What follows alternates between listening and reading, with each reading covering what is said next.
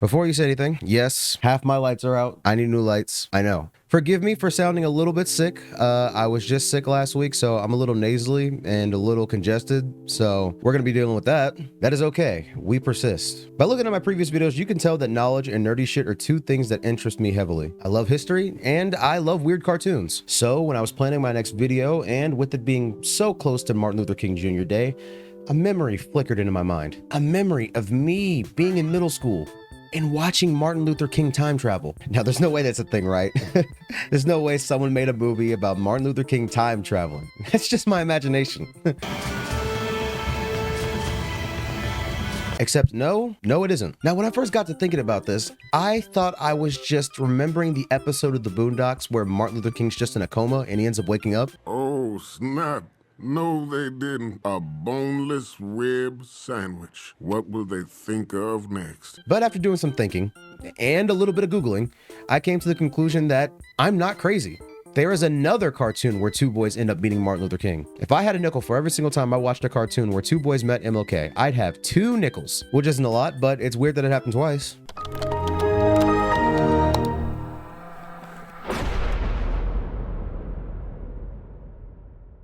Hi, I'm EXO, and welcome back to me talking about whatever I want. Today I'm going to be talking about the movie Our Friend Martin, just how bizarre it is. IMDb's description reads, during their school field trip, 2 friends travel through time and meet Martin Luther King Jr. at different points in his life. Now that premise alone, insane. But it gets even crazier because the movie was made in the 90s, it was animated, and it had a star-studded cast. Seriously, just look at these opening credits. Angela Bassett, Samuel L. Jackson, James Earl Jones, the James Earl Jones, Mufasa James Earl Jones, Darth Vader James Earl Jones. This might as well be a Boondocks episode with this quality of voice acting. And that's just the tip of the iceberg. Whoopi Goldberg, LeVar Burton, a couple of Martin's kids. I'm not going to read off the whole list, but it gets kind of crazy. I remember being shown this movie in middle school, and I remember being shocked by a few things. So, in the spirit of the holiday, I decided to rewatch the movie. And after watching it, I realized this movie is insane. And if you don't believe me now, just wait, you'll see what I'm talking about. We open the movie with our main character, Miles, who is the most 90s character I think I've ever seen in my life. He's cool, he can dress, and he's got all the exaggerated swagger of a black teenager. As he's leaving for school, his mom stops him, gives him his lunch, and tells him that she's going to be working late at the office that night. And Miles responds to that by saying, "Man,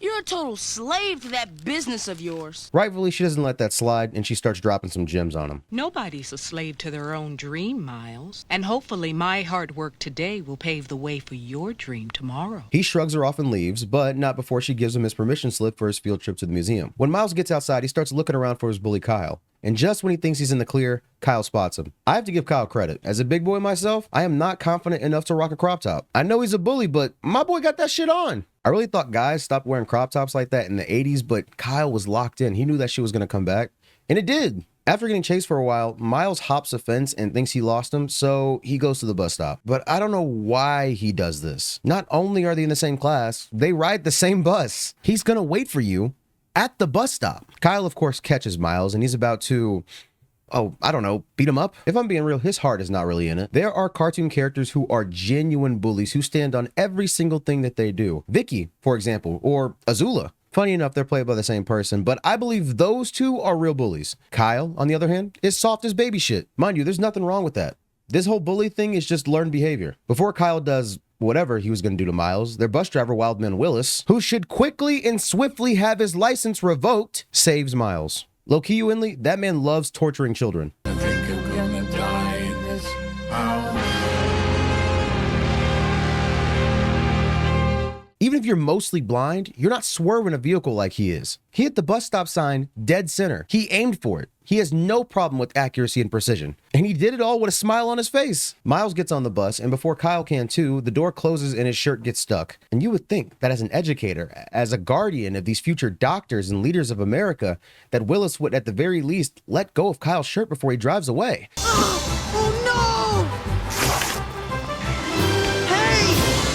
Nope, he pulls off, and with most of Kyle's shirt too. He turned his cunty crop top into, frankly, an even cuntier crop top. Kyle gets his dad to take him to school, and we get to see why Kyle is the way that he is. His dad is one of the usual suspects. A white tee wearing, red pickup truck driving, Marlboro Red smoking, hate in his heart ass motherfucker. I'm not saying everyone with these characteristics is like this, but if it don't apply, let it fly. They're driving behind this old woman, and his dad is damn near about to cuss her out. Meanwhile, Kyle is glazing him like crazy. His dad basically says, "Boy, I know you ain't laughing," and then he starts to complain about him instead. Hey, Clueless! Let's move it! Don't make me get out of this truck! You tell him, Dad. And as for you, I got better things to do than to drive you to school every stinking day. And try keeping your shirt on, will ya? I ain't made of money. I don't know where you get this lousy attitude from. When we get to the school, and after we're shown a bum-ass pitch by Miles, we're introduced to 3 new characters. Mrs. Clark, the teacher, Maria, a girl Miles likes, and Randy, Miles' best friend. Randy has one of the goofiest voices I have ever heard. Surf's up, Mr. C. Excuse me while I slam the lip. What? I'll slam my lip. No, seriously, what is that? Where are you from? When I hear it, all I can think about is that Community episode where Annie gets that fake ID and just starts lying about being from Texas. The class is doing a collaborative project for the field trip, and the 4 kids we've been introduced to get selected to be in a group. All of them, for one reason or another, aren't happy about being in the group, but tough titties. It's a group project. Group projects suck. As class is ending, Mrs. Clark shows Miles his grades, and oh my goodness!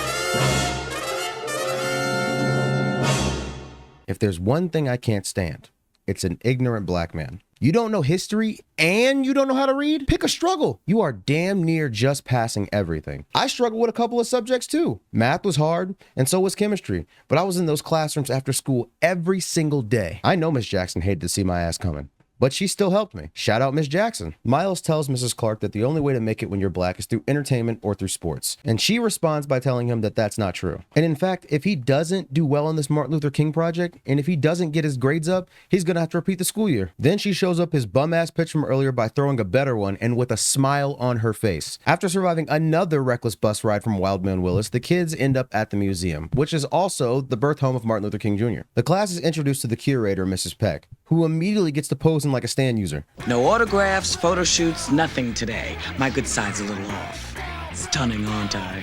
And I'm telling you now, before the bullshit starts, she is. She tells them that the house is magical, and Randy asks if she means real magic. That might sound like a stupid question, but I'm gonna give it to him, because she says no, but she's definitely lying. The class starts the tour and it's pretty normal. They're showing a few pictures, a few rooms, everything's going really well. That is until they get to Martin's room and Miles just starts grabbing shit. I know you're borderline failing, but were you raised in a barn? Not only is this not your house, this is a museum. You don't touch stuff. But he's not done. When the class starts to move on, he and Randy decide to sneak back into Martin's room to play with his baseball glove. But Mrs. Peck is not letting that happen. At least she acts like she's not. She teases him a little, and then she lets him go inside and hang out for a bit. She also winds up a suspicious looking watch that's sitting on a nightstand and tells the boys to have a nice trip. You boys have a nice trip now. Bye. Miles and Randy have horrible survival skills. First off, you know you're doing something you shouldn't. Second, the person who caught you doing something you shouldn't said, no, it's cool. Red flag. You played games with some sort of witch or stand user or god of knowledge, and now you're going to pay for it. Electricity starts to spark around the glove, and Miles and Randy are transported back in time to 1941 and meet a 12-year-old Martin. The 3 of them and 2 other white boys start playing baseball and having a good time. There's only a problem when the white boy's mom catches them playing with the colored boys. Sam, Skip, get your things this minute. I told you, you are not ever to play with those coloreds. You know, since this movie is from the 90s, I didn't really expect them to pull punches when it came to the racism, but they really held back. I suggest you leave them Negroes alone, or the only hanging you'll be doing with them is from a tree. I mean, it's definitely not great, but I half expected that woman to start dishing out the N-word with hard R's. So, I can't imagine why, but the boys are upset by the way that woman treated them. Miles even says that if she hates them, he'll hate her back. And Kyle's low-key with it. He daps them up. Martin calms them down by doing a mini Martin speech that makes you ask, how old are you really? Hate is rooted in fear, and the only cure for fear and hate is love. It's hard for me to see anybody born before 1980 as a young person, and this is exactly why. You can't be 12 years old saying stuff like that. Did you know that Otis Redding made the dock of the Bay when he was 26 years old? I can't see him as anything less than 45. Miles and Randy try to tell Martin that things are better where they're from. The future, mind you. He laughs them off, hops in his dad's car, and leaves. The boys get transported 3 years into the future onto a train car and meet Martin again when he's 15. The conductor tells Randy that he should head to the front car with the other whites, but he tells him that he wants to be with his friends. I'm rocking with Mark because Mark is rocking with us. You're 2 for 2, Randy. I like you. The boys are confused why black people and white people can't eat together, so Martin starts to explain segregation to them. Oh yeah, and if this movie wasn't traumatizing enough, it shows real footage from the past, and this will not be the last time they do it. Martin invites the boys over to his house for dinner once they reach Atlanta, and he promises that his mom's cooking is hot, tasty, and unsegregated. ooh. I really do have to praise the voice acting in this movie because as soon as I heard James Earl Jones as Martin's father, I locked in. A man has no greater purpose in life than to serve his fellow man. That man truly had one of the most iconic voices known to man. Rest in peace. The boys learn that Martin's father is a minister and that he and Martin make rounds to visit the sick and elderly regularly. It's pretty much just showing that Martin's always been taught to be a good person, even from a young age. He takes them back to his room where they find his watch and again are transported a little further into the future. This time they're transported to 1956 when Martin is 26 years old and the Montgomery bus boycotts are in full swing. See, again, 26 years old. I know Martin didn't live to an old age, but people back then just had an old aura to them. Miles and Randy see a bunch of people flooding into a church, so they go inside and they see Martin. Ooh, look, he finally has the mustache. Martin explains to the boys who Rosa Parks is and why they started the bus boycotts. But soon after he starts, a man named Turner interrupts them and tells Martin that his house has been bombed. Remember how I said that wouldn't be the last time we see real, traumatizing footage? They show real footage of Martin's bombed house, broken glass, investigators, and a speech of Martin's playing in the background talking about privileges and opportunities not coming without someone suffering and sacrifice. Martin checks on his family who turn out to be okay, and he even offers to cancel everything to be there for them. But Coretta doesn't let him. She tells him that his work is too important to people to not do it. Meanwhile, this man Turner is turning up the crowd. See what they tried to do to Reverend King? Burn his house down, kill his family? They want to take his life. And for what? For trying to see that justice is done for Negroes. Well, if they want violence, we can give them violence. With guns and knives, bricks and bottles. Turner isn't a real person. I looked him up. He's just supposed to be a representation of some of the people who had the same mindset he had at the time. Martin begins to calm the crowd the same way he calmed down Miles and Randy when he was 12, by telling them to love their enemy and to fight violence with nonviolence. Miles and Randy watch reporters swarm Martin as they lean on a police car. And man, was that a mistake, because the place they go next sucks. They're transported further into the future. But this time, they end up in the middle of a heated protest.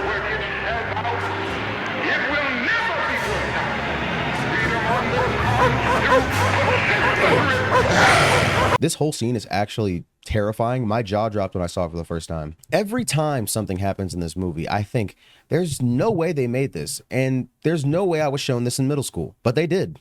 And I was. The boys find a newspaper and they learn that they were transported 7 years into the future to 1963. But as soon as they start to get their bearings, they're transported back to the present. Well, their present, 1999. Maria asks them where they've been. The bus is leaving and she hasn't seen them all day. So wait. You're telling me they can time travel, but they can't go back to the moment they left? And also Mrs. Clark didn't go looking for them? The house isn't that big. It wouldn't be that hard. You know what? She's in on it. She probably called up her good friend Mrs. Peck and said, "Hey girl, I got this problem student. Can you do your magic time travel thing on him and make him change his ways?" And Mrs. Peck probably said, "Oh girl, you know I got you. Just send him over." Miles and Randy decide to come back the next day after school to see what else happens in Martin's life. And Mrs. Peck smiles as they leave. I don't know how they don't know, but it does not end well for Martin. It's the next day and damn bro, again? And Mrs. Clark is just gonna sit there and let him steal that other kid's jacket? You know what? As messed up as it is that she's playing favorites, he do got that shit on though. Mrs. Clark asks if anyone can tell her about Martin in Birmingham, 1963. Miles and Randy start lecturing like they're experts to the point Maria gets jealous and says that she has the same thing in her notes. I feel bad for Maria. She legit puts in the work and is smart, but she got stuck with these two bums who weren't there all day and then showed her up in class. After the questions, Mrs. Clark says that they're going to watch a video. As it plays, Miles and Randy describe what sit-ins are, they talk about Bull Connor, and talk about some of the time that Martin spent in jail. They even go in more depth to some of the protests that took place in Birmingham. Wait a minute, who's that in the real footage? Is that them? I'm not the only one that noticed because Maria points them out too. Wait a minute. Isn't that... There's just something funny about two cartoon characters dancing and singing along with real people at a protest. It's magical, almost like seeing one of those super blurry pictures of Bigfoot. Miles and Randy turn off the tape and deny that it's them before quickly rushing out of the classroom to go back to the museum, as if that's not suspicious in itself. Maria and Kyle decide to follow them, and I don't blame them. You became an expert on a subject you knew nothing about yesterday, and I saw you in footage from 1963. Nigga, I know you're a time traveler. I also just want to say that Kyle sure talks about pounding Miles and Randy a lot. Like I need an excuse to pound on those old chumps. Is there something you want to get off your chest? And we don't even need a scene like Will had in Stranger Things. Baby, we knew. The boys end up back at the museum and ask Mrs. Peck if they can go back inside for a bit. She lets them back inside, but she tells them to be careful. Now, Miles, let's be smart about this. This woman obviously knows something that we don't, so we should probably listen. No? Okay. Mrs. Peck catches Kyle and Maria trying to sneak into the museum and just tells them that Miles and Randy are upstairs in Martin's room. Tell him I said to wind up that old watch for me. Plots and schemes. They walk in on them trying to time travel again, but it's not working. They don't know that the watch is the key to everything until Maria starts winding it up and lightning starts to spark from a picture from the March on Washington. They get transported, and of course Kyle loses his shirt again. At this point, it's gotta be intentional. Kyle tells Miles he's had it with him, and right before the two fight, Martin tells him he would think that they would take the message of nonviolence to heart. After that, Martin goes up to give his I Have a Dream speech, and the group spots a young Mrs. Clark. That woman was fiending for Martin back in the day. Dr. King's the ultimate. Did they have something going on? I have heard about the rumors and allegations surrounding Martin Luther King Jr. and cheating, and I don't know what to believe. I can't fully trust what the FBI says about him. I mean, they hated the man, and now they commend him every year on Twitter. So until more comes out about it, it's something I will not be giving my opinion on. Miles ends up finding a new shirt to give to Kyle. It's not a crop top, but he's happy with it. He even starts hugging the three of them. Man, what's up with you? Nothing. What's it to you, jerk? The four are transported back to the present and are about to leave the museum. But before they go, they see a news article saying that Martin ends up getting assassinated. They start talking for a bit and they come up with this idea to save Martin by bringing him to the future. Even if you haven't seen a lot of time travel media, you have to know that that's going to mess something up in some kind of way and it's going to have repercussions. Instead of nabbing Martin from the timeline, let's, I don't know, stop the gunman or warn him not to stand out on the balcony of the Lorraine Motel. Literally anything that doesn't change the good things he's done for civil rights. Without a better plan, the four go back to when Martin was 12 and convince him to come with them to the present. When they return, everyone but Miles and Martin are gone, and they end up in front of the museum, but now it's burnt down. Randy and Kyle show up again, but things are different. Randy and Kyle are best friends now, and the two of them seem to dislike Miles and Martin for some strange reason. It seems like they're about to fight, but Martin diffuses the situation and they leave. The two of them try to take the bus to school, but this version of Willis doesn't let them on. Oh yeah, and he also drives normally now? That's a weird result of taking Martin Luther King out of the timeline, but if anything had to change for the better, I'm glad it's the man endangering children. When they finally reach the school, Martin points out that it looks a little bit different than Miles described. I thought your school was named after me. I thought so too. Miles keeps pissing me off, man. You know something is definitely wrong with this timeline, yet you still chose to walk inside the school and use the water fountain with the huge whites only sign on it. The principal catches them and without much force tells them to get out. Of course, even with Martin telling him it's a bad idea, Miles decides he's gonna go find his teacher. Nigga. Come on. Miles starts asking where his classmates are and Mrs. Clark has no idea who he's talking about. Where's Maria? Maria? Maria Ramirez. Oh, I certainly don't have a Ramirez in my class. Randy, Kyle, and the principal find them and shit hits the fan. Miles and Martin get chased out of the classroom, but on their way out, they finally see Maria. Maria, it's me, Miles. What are you doing? ¿Qué? No comprendo, no hablo inglés. She's a maid now. And she only speaks Spanish. How did it come to this? Where in the timeline does Martin not being there result in Maria not knowing English? The boys run back to Miles's house and he doesn't have his cool 90s room anymore. His mom also doesn't work at an office. She's a maid and her biggest concern is just being able to put food on the table for her and Miles. Things are so bad when he asks if Martin can stay for a few days, she tells him he's gonna have to share his food. The struggle is that bad? The next day, they're sitting in front of Martin's house trying to figure out why things are so different to when Miles left. Martin looks to the sky and quite literally has a Mufasa and Simba moment. He realizes that everything is different because he left and that he has to go back. This is the scene I vividly remember watching in middle school. Martin decides to time travel back to the past and we see an animated version of him get shot on the balcony of the Lorraine Motel.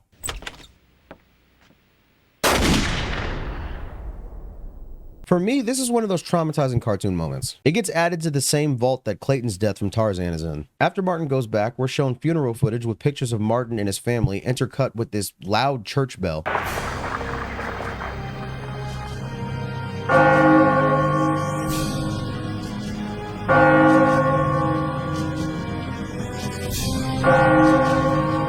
I think I've seen too many memes because this had me rolling.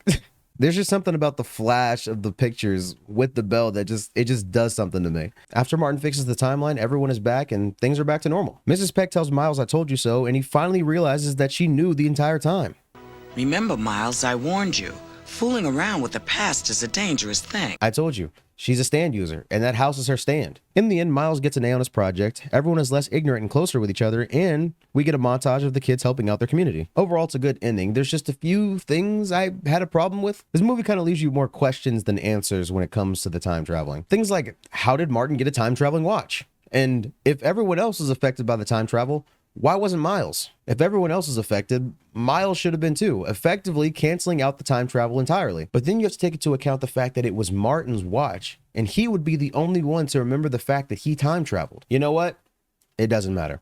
I'm just poking holes in the plot for fun, and I'm not CinemaSins. I hate that channel. As weird as it is, Our Friend Martin is a really good way to introduce kids to Martin Luther King and the civil rights movement. I'm very surprised they showed this to me at a predominantly white middle school, but I'm happy they did. Black history and the civil rights movement as a whole, I feel like are not talked about enough. Like, I feel like I know a good amount about it, but I think it's because I've educated myself over time. But I feel like we just overall need more education about it. That being said, maybe for Black History Month, maybe I'll make a video talking about one of the darker sides of Black history, or maybe a couple different things. I just have to think about it. I know I haven't posted in a while, but I'm really trying to get better at that. I know I say that every video, but I'm really trying to lock in this year and put out more content. So please be patient with me. If you made it this far, tell me your favorite weird movie or show you got shown while in school in the comments. And if you enjoyed the video and want to see more, like and subscribe. It's super helpful. I also have all my socials down in the description if you want to see more than just my videos. Thank you for watching, and if I don't see you in person, I'll see you on the internet.